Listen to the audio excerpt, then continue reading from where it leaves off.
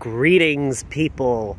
You join me on a rather sunny day. It's a nice July Sunday afternoon, and I wanted to do a quick sort of walk around demonstration discussion type video of my Honda Super Cub.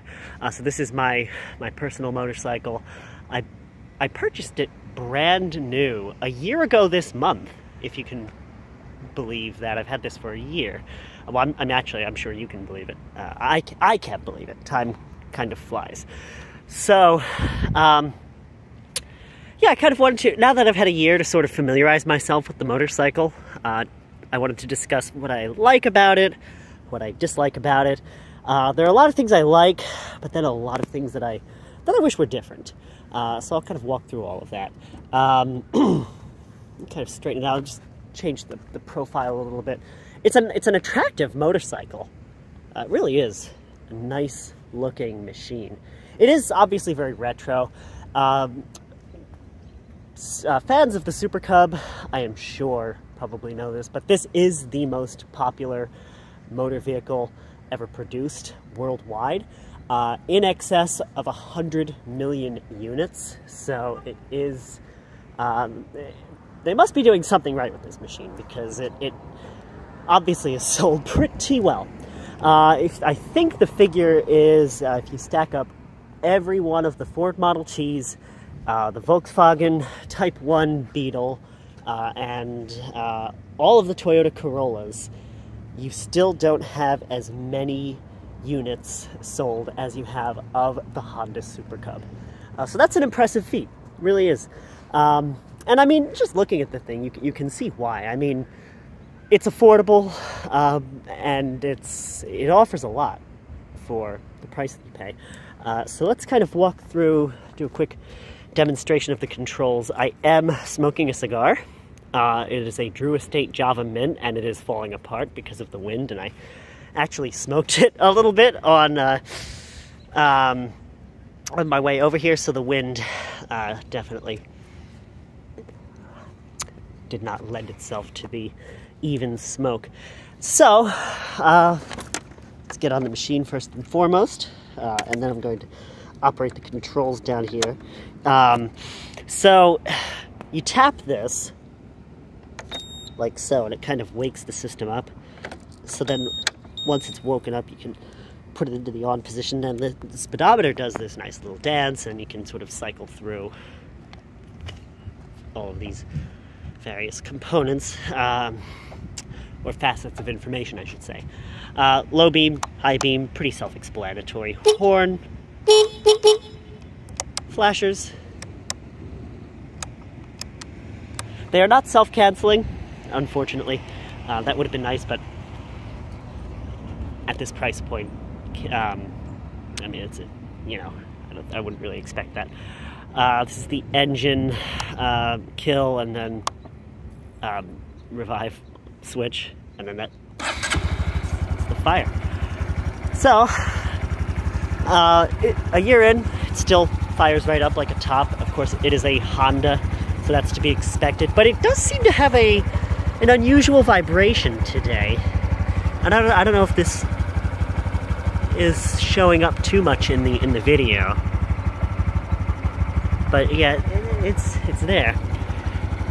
And I wonder if the oil needs to be changed. Perhaps the owner's manual calls for an oil change every 4,000 miles, but I mean, it's been about a year since I've had the oil changed, so maybe I should just do that regardless. Go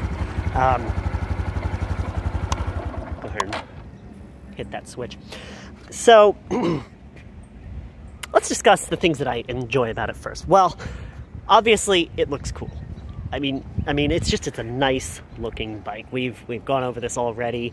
The lines are nice and clean. I love the color.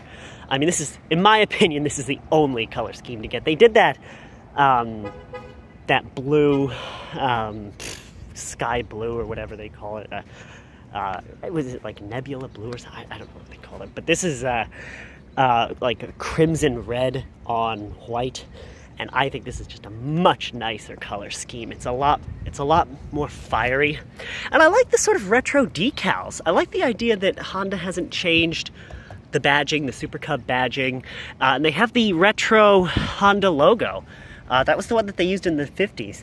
You have to remember when Honda developed this motorcycle, it was Soichiro Honda wanted to originally do a performance motorbike, and then please forgive me if I'm butchering his name, but Takeo Fujisawa,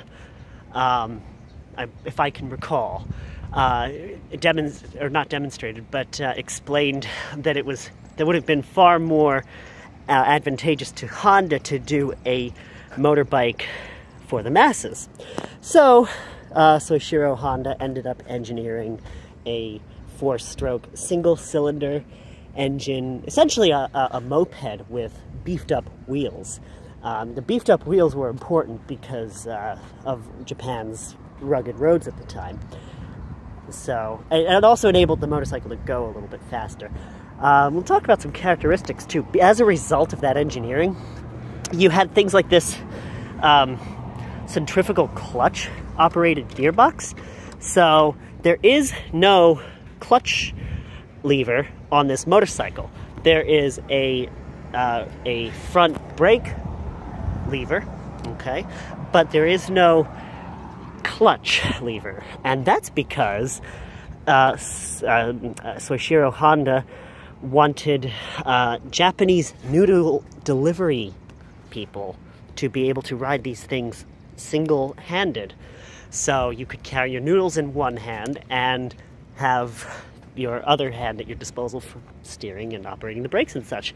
And of course, because of this centrifugal system, you can feel the engagement point of the clutch, and then you can go. So, for instance, you can feel it actuate right there, and then all the way down is the gear change. I do want to remind everybody that the name of this channel is Incessant Ramblings, so I'm very long-winded, and my speech comes across just rather jarbled. So it is Incessant Ramblings. I haven't forgotten my roots. So let's just discuss a couple of things. I did this aftermarket. This is a passenger foot peg.